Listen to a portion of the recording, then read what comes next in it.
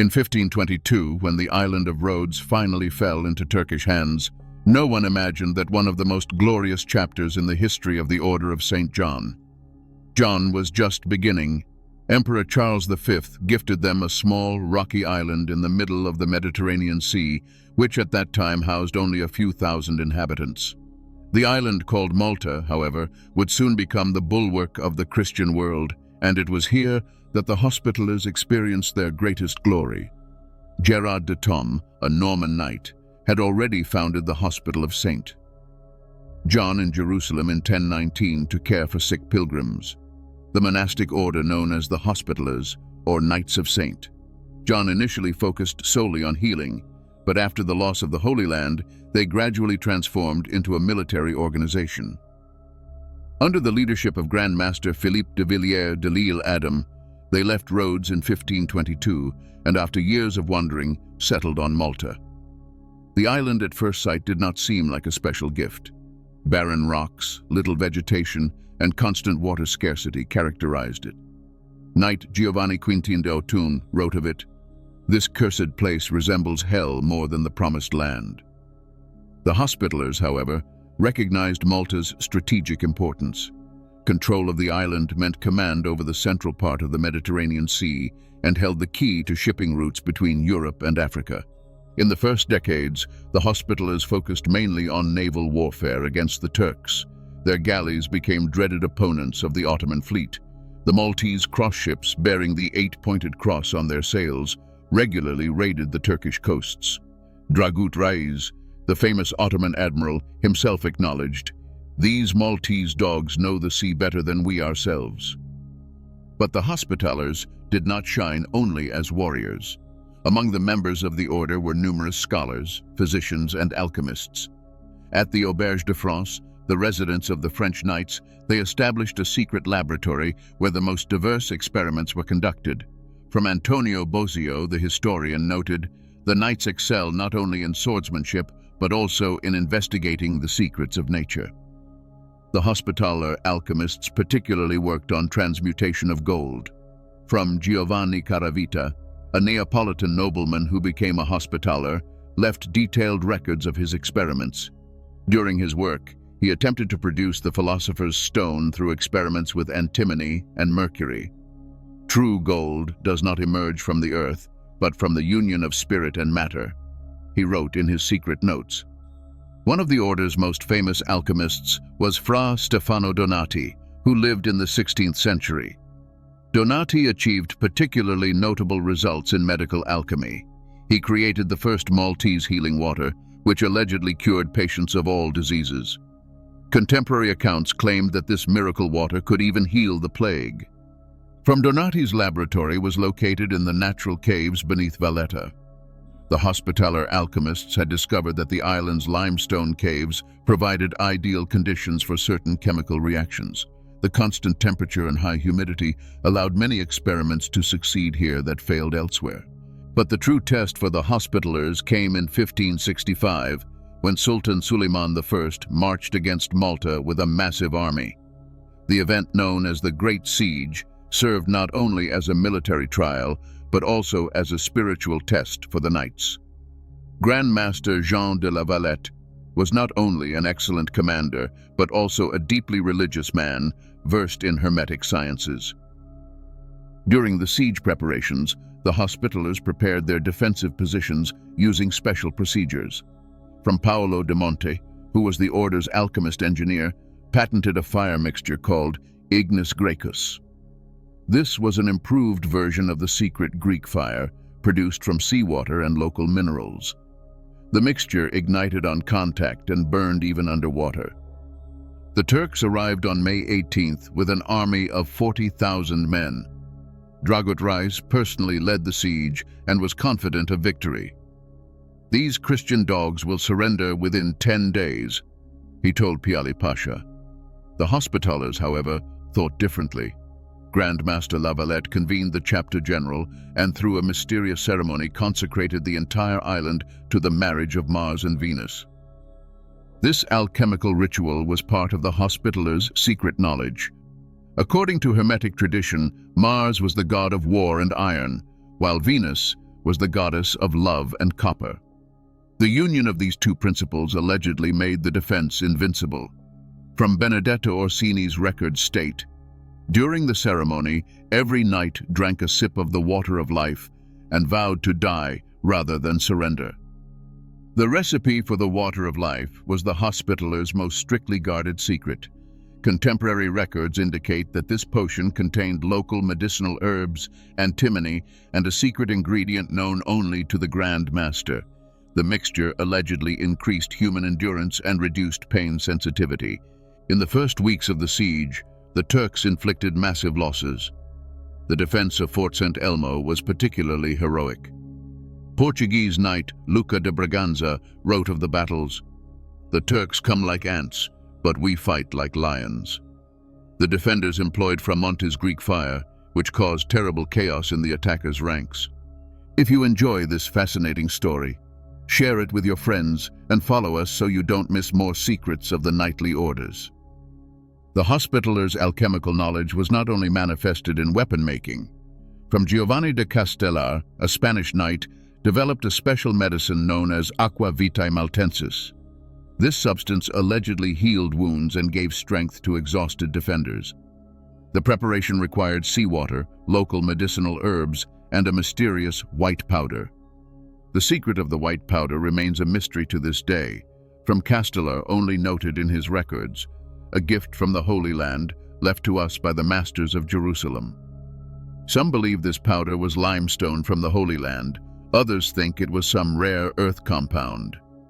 Modern chemical analyses suggest the powder contained magnesium carbonate and trace elements. During the siege, the Hospitallers employed a special form of warfare. They relied not only on physical strength, but also on spiritual powers. Grandmaster Jean de la Valette himself was considered a practicing alchemist. In his memoirs, he writes, "Victory lies not only in steel, but also in the power of the spirit. He who knows the secrets of nature is invincible in battle." La Valette's laboratory was located in the depths of the Grand Master's palace. Here he developed a system that could predict the timing of Turkish attacks. The method was based on astronomical calculations and alchemical theories. According to mathematician Fra Giuseppe Boisgelin, the Grand Master calculated Turkish movements like a great chess game. The Hospitaler's secret knowledge extended to the field of medicine. From Alessandro Pallavicini, physician knight, developed a procedure for treating severe wounds without infection developing. The procedure used a special ointment whose composition was kept strictly secret. The ointment recipe survived in Fra Pallavicini's handwritten book. The preparation contained beeswax, olive oil, local medicinal herbs, and a liquid called Mystericus liquor. The latter required collecting seawater on the night of the full moon, then distilling it through a special process. Modern science suggests this liquid contains silver ions in high concentration, which have natural antibiotic effects.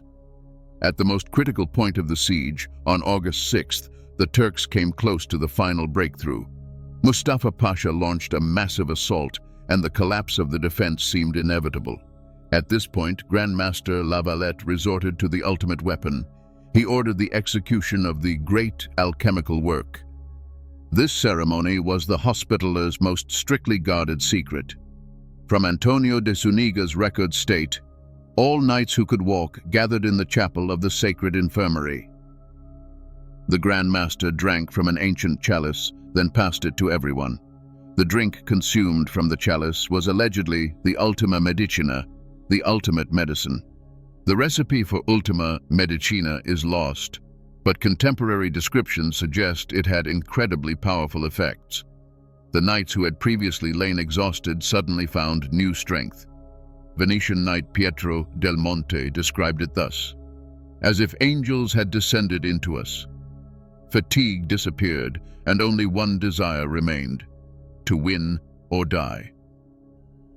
The next day, the Hospitallers launched a counterattack. Ottoman chronicles record that the Maltese knights fought like demons from hell. Turkish traveler Evliya Çelebi noted, "These Christian warriors accomplish things that humans are not capable of. Surely some magic assisted them." The siege finally ended in Turkish failure on September 8th. Sultan Suleiman I, who personally directed the campaign, was forced to admit, "This cursed island has cost us more than the conquest of Constantinople." The Hospitallers not only saved Malta, but proved that the Christian world was still capable of resistance. After the siege, Grand Master La Valette began building a new capital. In designing the city of Valette, he also took alchemical principles into account. He designed the city's streets to run according to the Hermetic symbolic system. The central axis was the Via Triumphalis, which led from the harbor to the Grand Master's palace.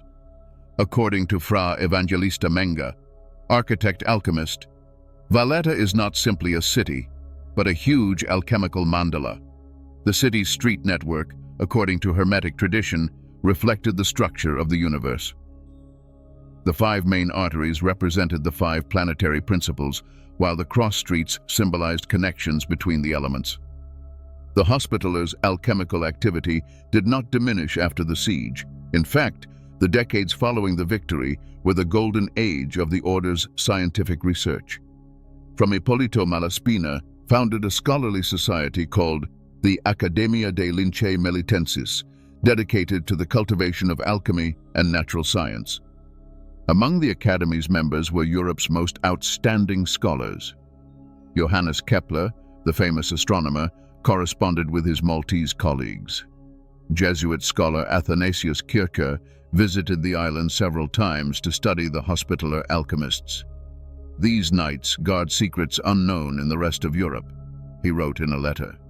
Fra Giuseppe Boisgelin, a French knight, conducted the most significant alchemical work in the 17th century.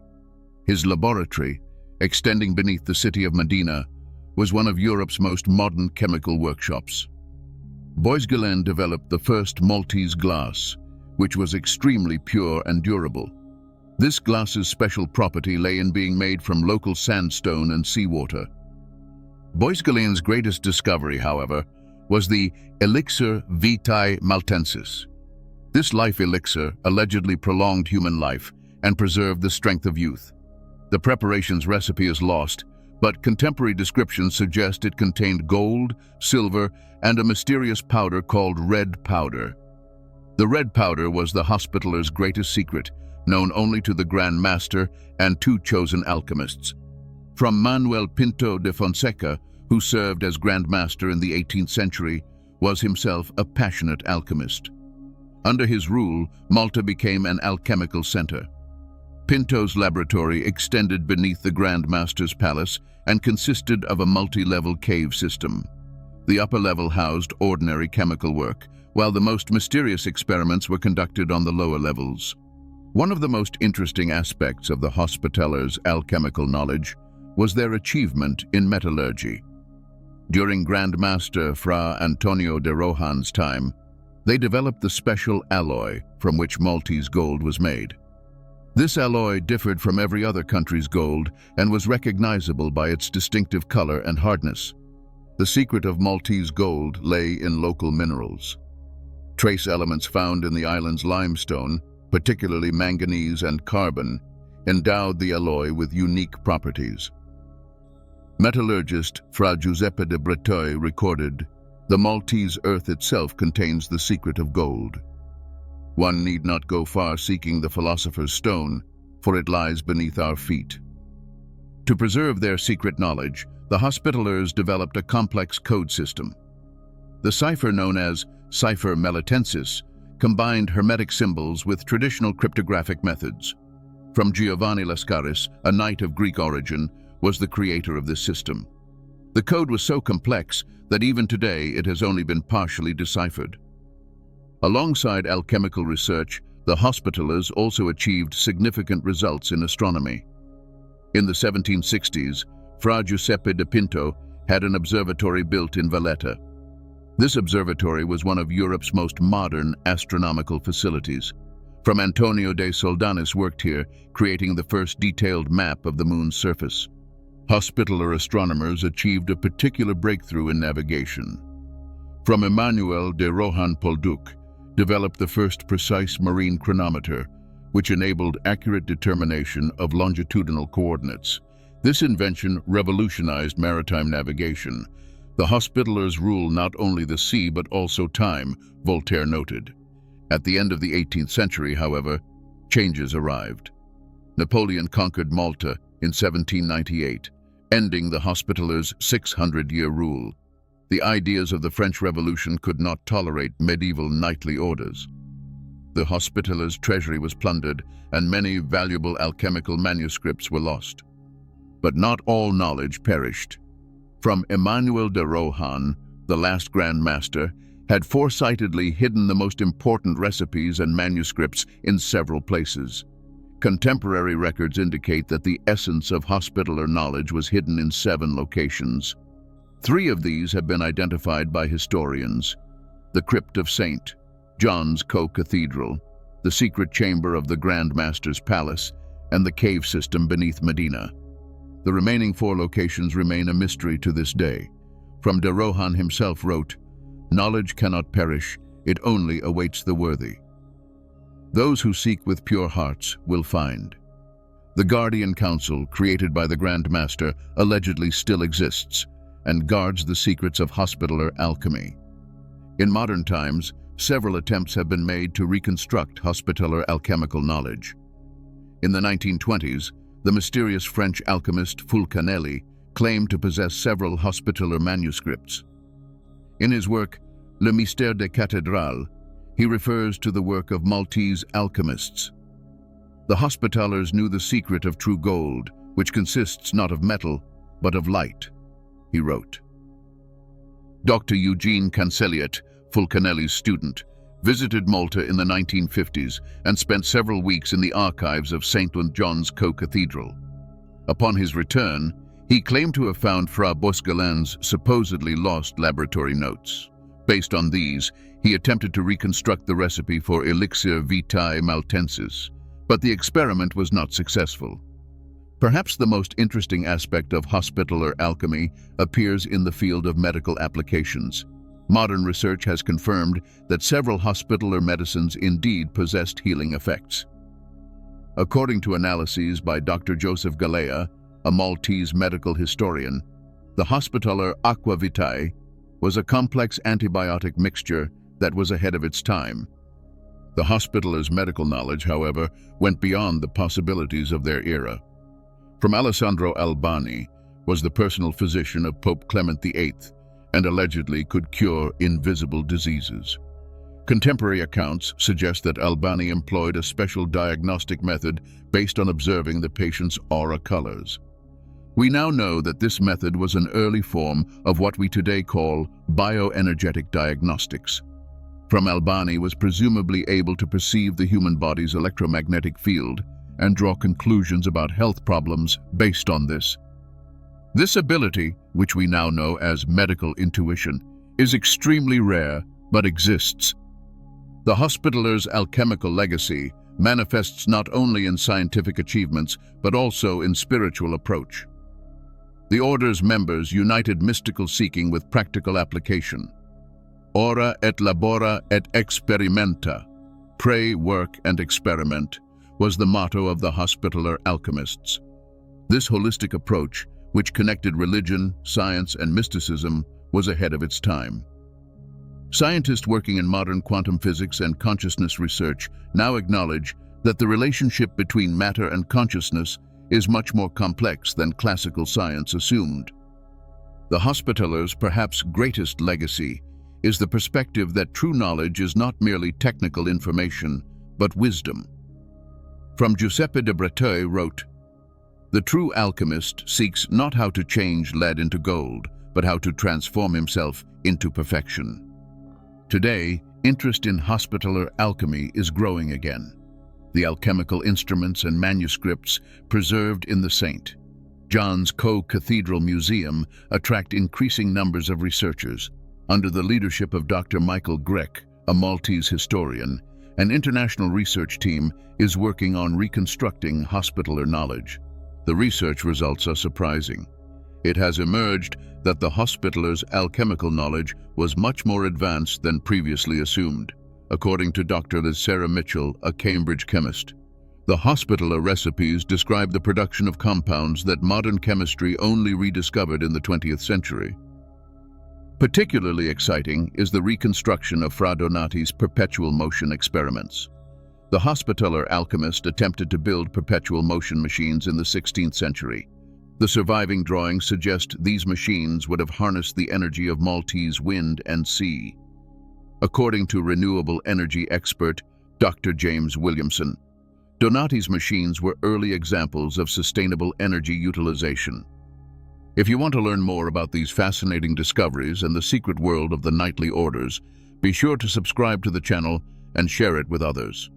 The Hospitaller alchemical legacy's perhaps most important lesson is that true progress lies not in rejecting the past, but in the creative union of tradition and innovation. The Hospitallers were not dogmatic followers of ancient alchemical tradition, but creative innovators. Their experiments and discoveries laid the foundation for the approach that later became the basis of modern science. The story of the Maltese Hospitallers is therefore not only a chronicle of past events, but also a guide for the future. Their example shows that the greatest achievements are born when humans unite spiritual quest with practical research, contemplation with action, tradition with innovation. Over the centuries, much has changed, but the Hospitallers' alchemical legacy lives on. In every laboratory where scientists seek the secrets of matter, in every hospital where doctors heal, in every place where humans try to make the world better, there is the spirit of the Hospitallers. They were those who proved that true knighthood could manifest not only on the battlefield, but also in the realm of knowledge. Thank you for accompanying me on this magical journey through the alchemical world of the Hospitallers. If you enjoyed this story, like the video, share it with your friends, and be sure to subscribe to the channel so you don't miss the further exciting secrets of the knightly orders and crusades. In the next episode, we'll discuss in detail the mysterious rituals of the Teutonic Order's Baltic conquests and their attempts at pagan transformation.